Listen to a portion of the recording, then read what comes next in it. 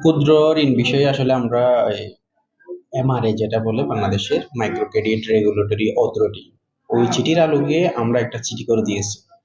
এই চিঠিটা আমাদের মহেশখালী যেটা এনজিও একটা গ্রুপ আছে ইউনুসারের এডমিন হিসেবে, হোয়াটসঅ্যাপ গ্রুপ, সেখানে শেয়ার করে দেওয়া হয়েছে এবং বিভিন্ন কর্মকর্তাকে কোঅর্ডিনেটরকে মেনশন করে দেওয়া হয়েছে যে তারা 3 মাস কোনো প্রকার ক্ষুদ্র ঋণের সুবিধাভোগী গ্রাহককে কোনোভাবে হয়রানি করবে না।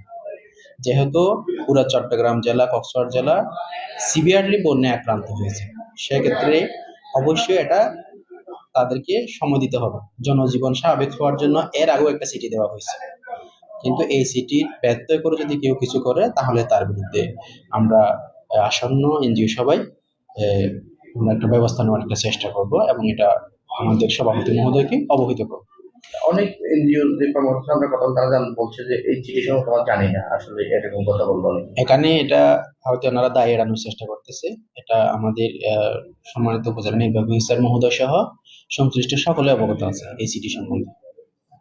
ধন্যবাদ।